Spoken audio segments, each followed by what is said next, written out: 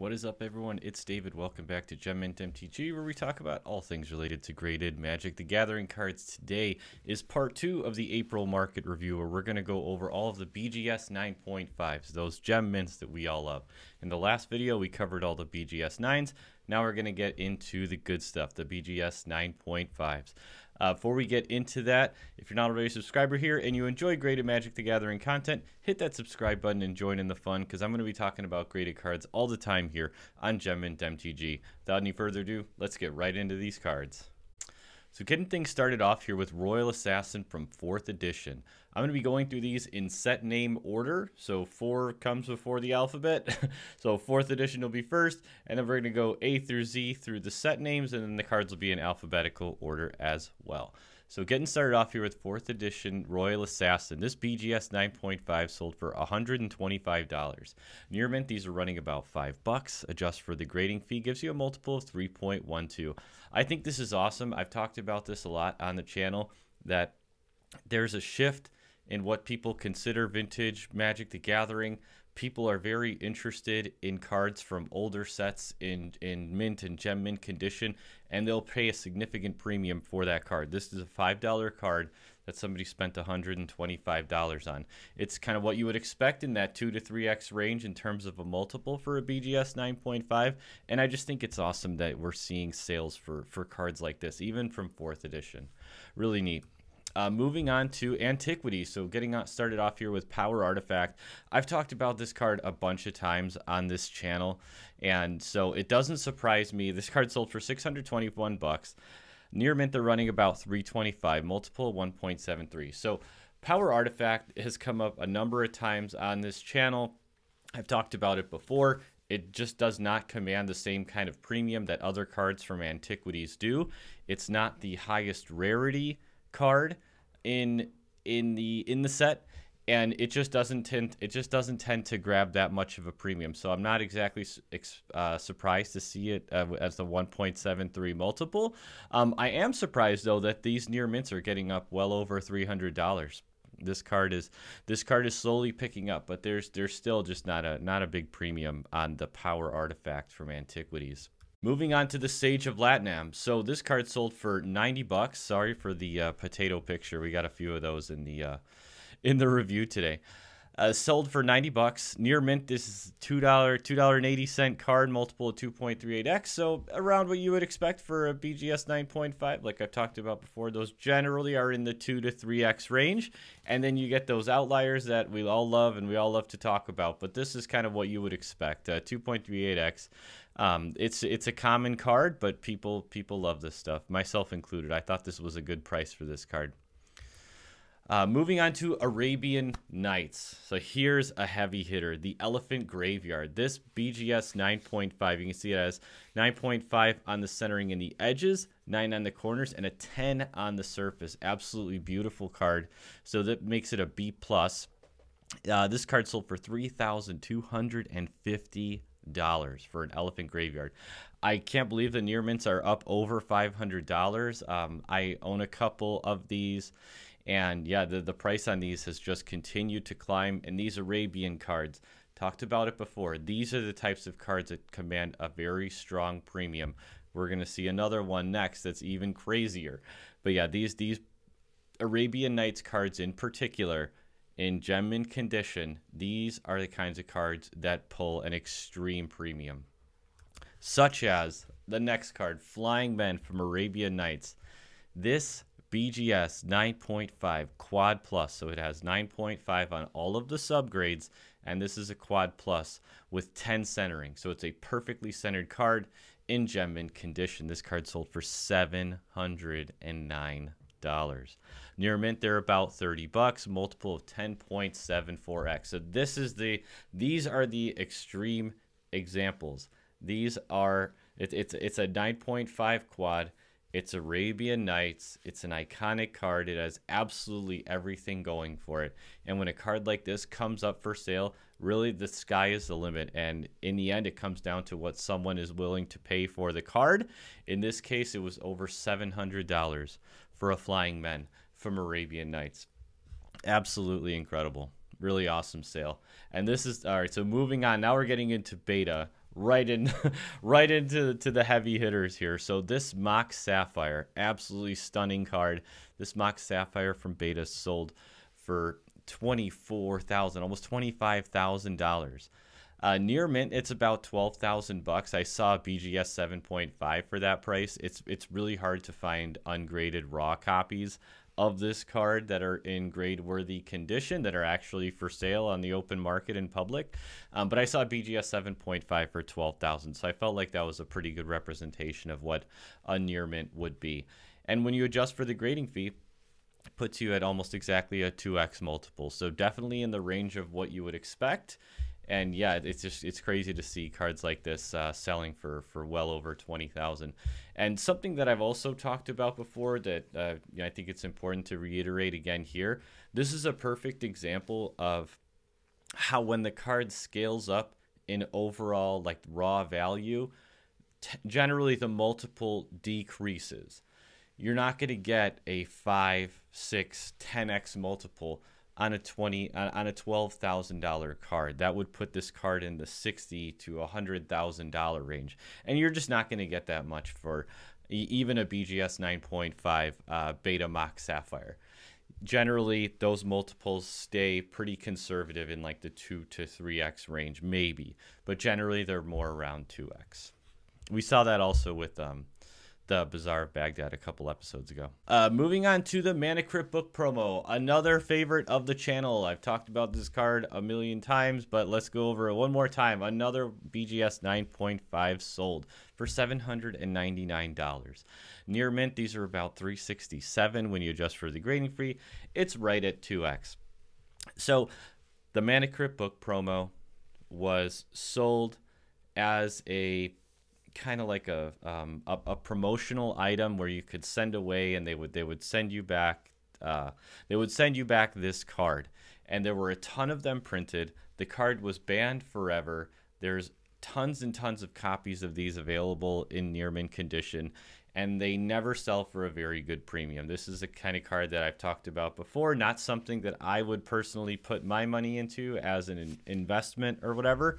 I don't see this card appreciating in value considerably, and I don't see the 9.5s ever carrying a very strong premium.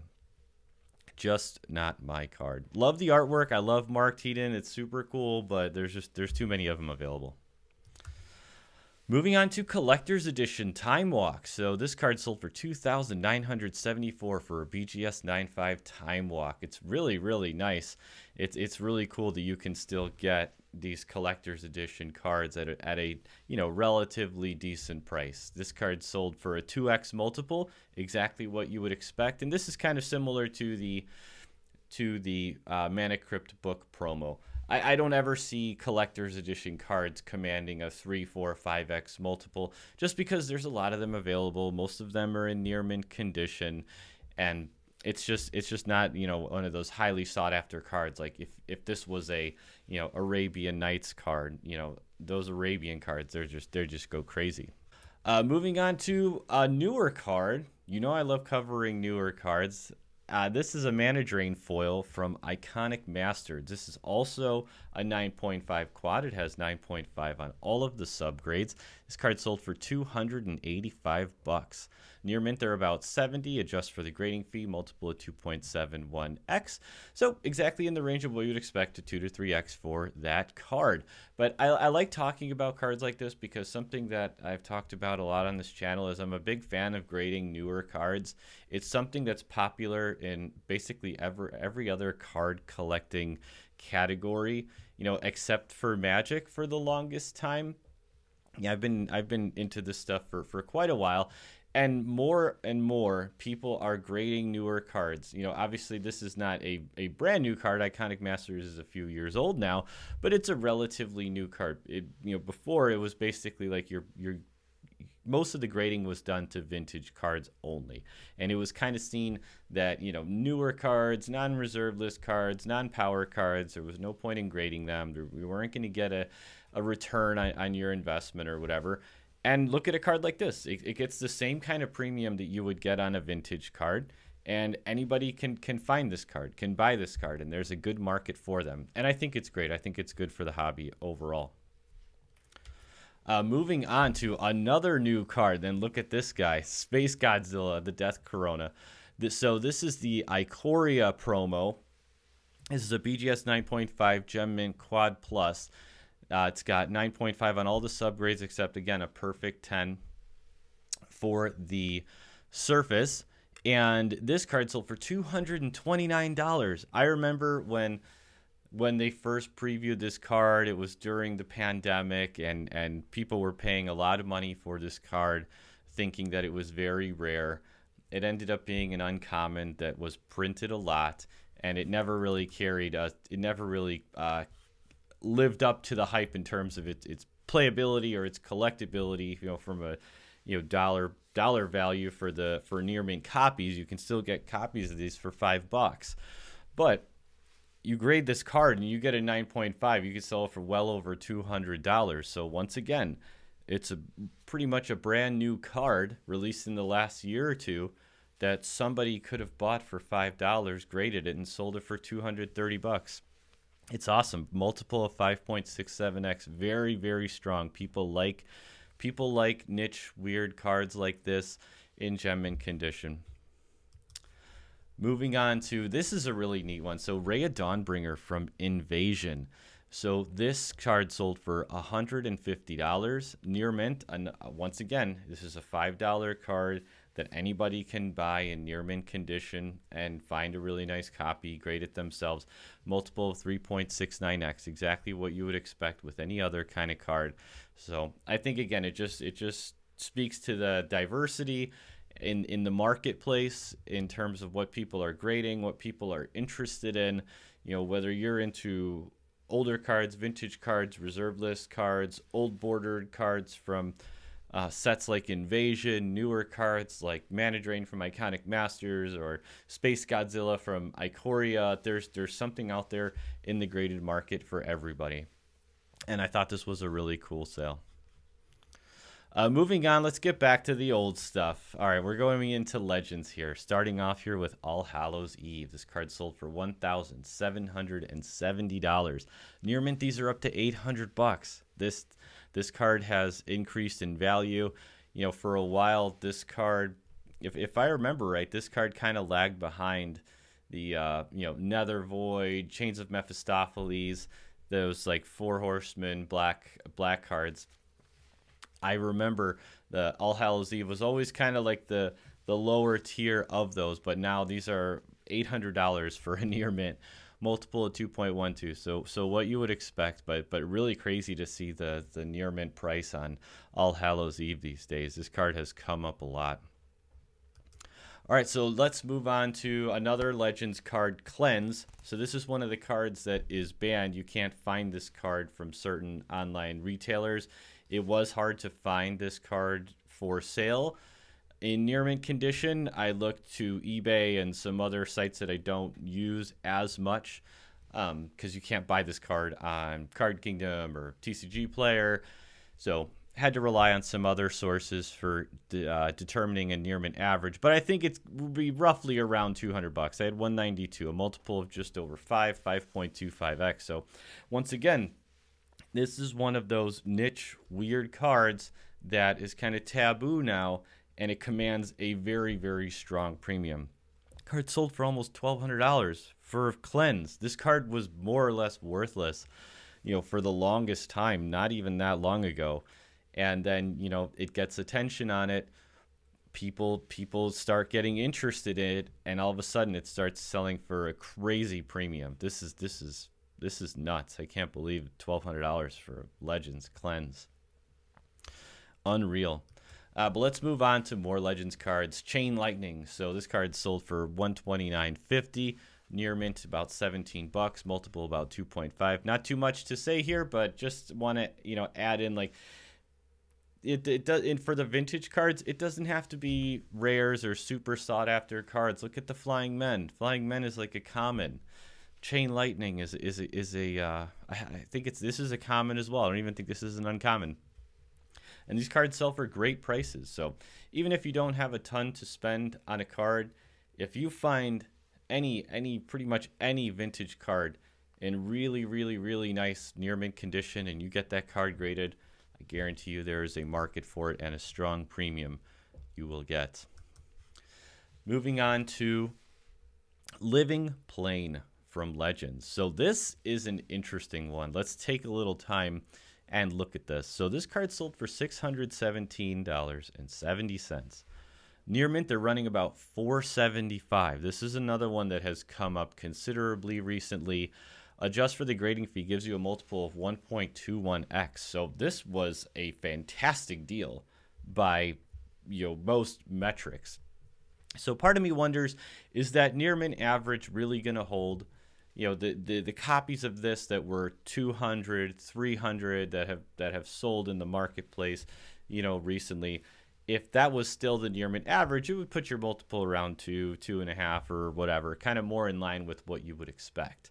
So my question for this card, similar to the Singing Tree, we talked about Singing Tree from Arabian Nights a few times on this channel. I wonder if some of these near mint prices are going to hold. If this card is truly going to sell for almost $500 near mint, then I think this was a fantastic deal. Whoever got this for $617, awesome price. If this card holds at $500, I would expect a near mint or a gem mint copy to be over $1,000. So we're going to have to wait and see with this one. This one and Singing Tree are two that I'm going to be watching, because I just wonder, did somebody get an absolutely fantastic deal? Or is the asking price on these near mints a little bit too high and it's going to start to retrace, and this multiple would be more in line with what we would expect? Now, speaking of crazy sales, this next one, I see stuff like this and I wonder, where was I when this got posted? I would have snapped this up in a second. Look at this. Tabernacle at Pendrell, Vale. 9.5 sold for $4,000.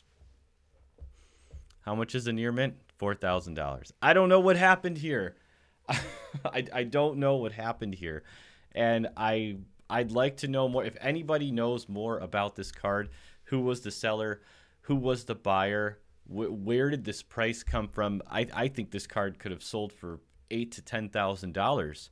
So the person who listed this at $4,000, no wonder it sold. I mean, that's like no premium whatsoever for a 9.5 on one of the coolest Magic cards, in my opinion, ever made. This card is so iconic. It's so ridiculously powerful. I don't know what happened with this. I wish that I saw it when it came up. I would have bought it in a second. But yeah, this 9.5 supposedly sold for $4,000. Who knows? Maybe that sale fell through. Maybe this was an error. I don't know. I definitely would like to know more about it, because if this was real, if this was a real sale and somebody scooped up a 9.5 Tabernacle for $4,000, kudos to you. You got the deal of the year, I would say. So yeah, if anybody knows more about it, post in the comments or something, because this one was just crazy. I almost didn't cover this because I was like, I didn't believe it. I was like, this has to be a mistake, but I don't know. We'll see. Moving on to Revised. Got a couple Revised cards to go over. Getting started off here with a Plateau that sold for $519. Near mint, they're about $365, multiple of 1.3. So we've talked about dual lands before. Dual lands are never have crazy multiples. I don't know if there's not that many more of them than there are like a Wheel of Fortune or something like that. But Wheel of Fortune will always carry a stronger multiple than a dual land. Doesn't matter what the dual land is, Wheel of Fortune will always sell for a higher multiple. Plateau is the least popular of the dual lands, so that might have something to do with it, but I thought this was a pretty low price. I think even though it's a revised dual land that generally don't carry a very strong premium, I think a better price for this card would be in like the maybe $700 to $800 range. I thought this price of $519 was fantastic. Again, like there's deals to be had out there if you keep your eyes open. I thought this was an absolutely fantastic deal for whoever got this Plateau for $519. So speaking of Wheel of Fortune, here we go. So this is what I was talking about. Wheel of Fortune, it's about the same price near mint as a Plateau or some of the other dual lands, but these 9.5s always sell for 3, 4x multiples. This card carries a very strong premium. And I don't know what it is about dual lands. They just don't tend to carry the same kind of premium as other revised rares. Stuff like Vesuvian Doppelganger. Vesuvian Doppelganger, when that card comes up for sale in 9.5 condition, it's crazy what people will pay for one of those. But like, dual lands, I don't know. They just don't carry the same kind of premium. But yeah, really good multiple on this Wheel of Fortune at 3.04, almost $1,200. Moving on to the dark. So here we go. Here's another crazy one. Eater of the Dead. So this is another 9.5 quad. 9.5 on all of the subgrades. Eater of the Dead is from the dark. It's the only dark card that we're going to be talking about, but this card sold for almost $550 for an Eater of the Dead. This is so crazy. Cards like this were, shunned so much. They had no value. They had no home. And now people really appreciate cards like this. Like, near mints on these are $35. Multiple of 7.86x. So I've talked about how hard it is to grade cards from the dark. There's just like a time period of Magic that, in my experience, is extremely hard to grade. And that's the dark, homelands, fallen empires. There's just I don't know if it was the printing quality, the card stock, whatever, but it's really hard to find cards from the dark that are truly in grade worthy condition. Also, they probably weren't very well taken care of because nobody wanted them. But yeah, when a 9.5 card from the dark comes up for sale, 9.5 quad like this on a card that's been really hot lately, this card has gotten a lot more popular lately. And this card just sold for a crazy price, $550. This is nuts. Yeah, I mean, would I have bought this card for $550? I mean, no, I didn't. But I think this is really high. I would not want to be holding on to a card like this. I know it's cool, and I mean, I hope whoever got it loves it. It's a really neat card, but that just, I don't know, $550 for this card is really high. I mean, I hope that it appreciates in value more and more over the years, and I think that will justify the price paid for this card. But I felt like that was a little high. I would not be interested in this card at that price. That's just my personal opinion of the card. It's really cool, but not for me. Liliana of the Vale, another newer card. So Ultimate Masters box topper. So this box topper Liliana sold for $305. Not much of a premium on this card. I think there's a few things at play here.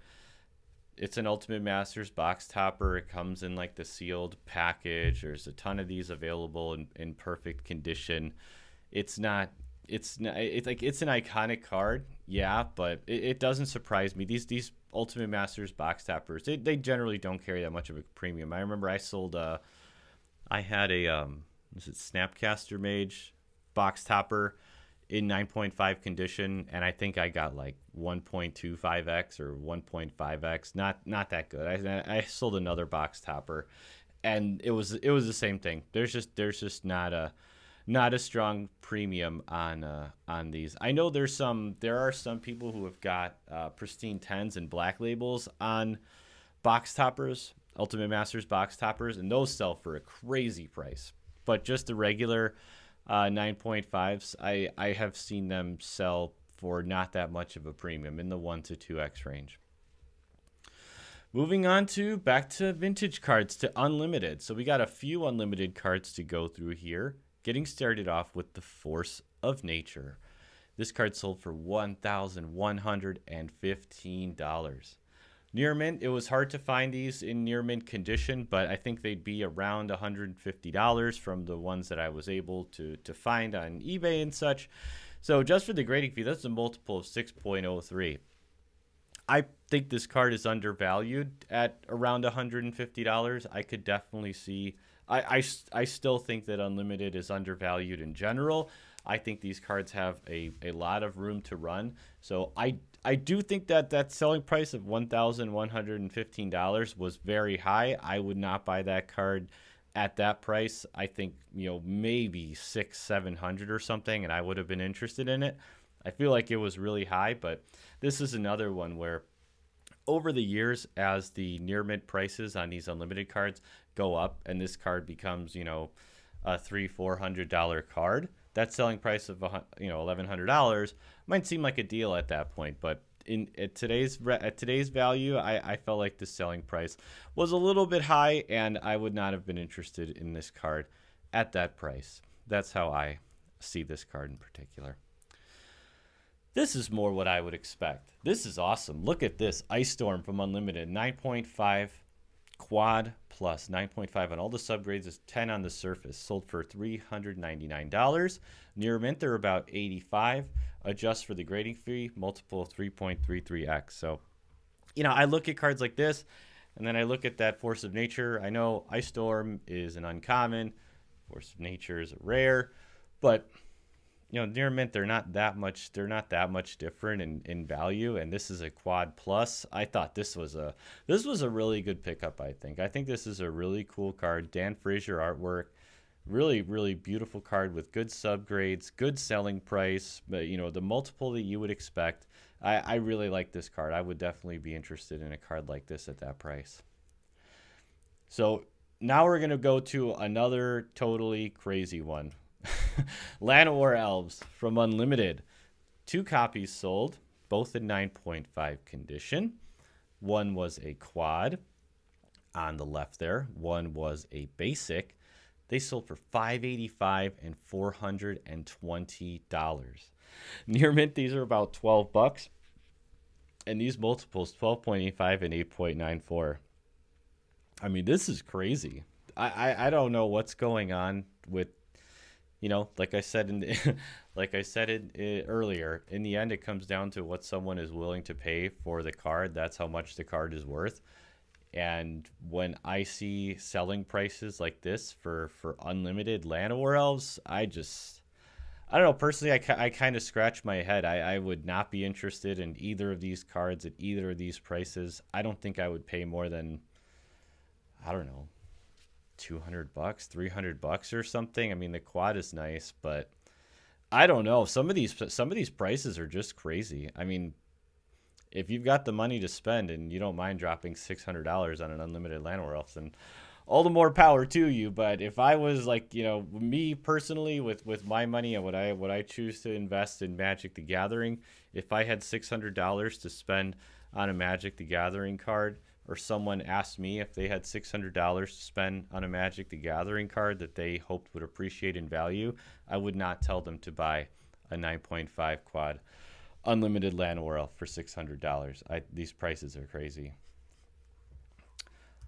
Let's move on to something a little more a little less crazy. Wrapping it up here, we got a couple cards left to go over. Metalworker from Urza's Destiny, 9.5 gem mint, absolutely beautiful. Basic 9.5 sold for $710. Near mint, these are about $150. Multiple of 3.84. Very good premium for an Urza's Destiny card. It's not a quad, and I really like this sale. I love Metalworker. I have a number of these. I have one that I graded myself in gem mint condition. I have, in that submission, I got 2 more that were 9s, and then a couple 8.5s. But I absolutely love this card. I think this card has an awesome future. I think that near mint price of $150 is probably only going to go up. I think within the next few years, this is going to be a $200-300 card, and that selling price of $710 is going to be even better. I feel like this was a really cool sale here. I love Metalworker. All right, and our last card, and then we're going to go over a little bit more data. But this is the last card that we're going to go over. Yawgmoth's Bargain Foil from Urza's Destiny. This card sold for $1,762. Near mint, they're about $550. Multiple of 3.01. So exactly what you would expect in that 2 to 3x range. But I just thought it was really cool. I love these old bordered foils. Old bordered reserve list foils. They're just so cool. I mean, it's a crazy selling price to think that a foil for Urza's Destiny could sell for almost $1,800, but it's a reserve list card. It's foil.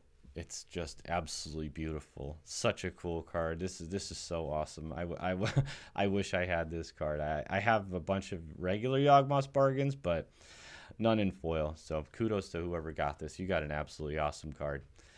So that wraps it up, the cards portion. Now I want to hop into something and take a look at what we just went through on a different scale. So let's take a look at this. This is a chart. I basically plotted out the multiples for all of these cards going from left to right in ascending order. And I just wanted to kind of show most of these cards, like I've talked about, are in that 2 to 3x range. The higher multiples get into the 3 to 4, maybe 5. But there's always cases where you have those crazy multiples that, and those are the fun ones to talk about. The Flying Men, the Llanowar Elves, the Eater of the Dead. You know, most of the cards fall into a pretty predictable pattern. And then you get ones that completely fall outside the norm. And I think those are the most fun to talk about. They're controversial. They have, you know, various reasons for being outside of the norm, whether it's, you know, Eater of the Dead and it's, you know, the new hot thing to collect cards from the dark and the dark is hard to grade, or it's Flying Men, Arabian Nights, you know, the first Magic expansion that people absolutely love, that had the super low print run, that's really hard to get, you know, quads, and people who collect that set in graded condition. There's a big market of people who try to collect the set Arabian Nights in graded condition, and when a quad plus comes up for sale, all of those set collectors are very interested in cards like that, and they start to fetch those crazy prices, and it's fun to talk about that kind of stuff. And then cards like Llanowar Elf, where I just scratch my head and I say I have no idea why. I don't know what to tell you. It's interesting to me to see it laid out like this. You know, most of the cards are in that range that you would expect, and then you get the crazy stuff like the Tabernacle. I have no idea what's going on with that. Liliana the Vale, box topper, not commanding a strong premium. Sure, not that doesn't surprise me at all. Plateau, not commanding a crazy premium, that doesn't surprise me at all either. The dual lands never are in the 3 to 4x range. But Tabernacle, I have no idea what is going on there. I would love to do a little more research or hear more about it from anybody who knows. But yeah, I think it's interesting to take a look at it like this and just kind of see the bigger picture of what goes on in the Gem Mint graded world. All right, that's all I got for everybody today. I hope you enjoyed this content. If you did, please hit that subscribe button and join in the fun. I'm going to be talking about graded cards all the time here on Gem Mint MTG, and I'd love for you to be a part of it. Next video, we're going to go over PSA 10. Still got to go through those. There's so much activity in the market. I got to break these up into more digestible chunks. Until next time, thanks. Have a great one.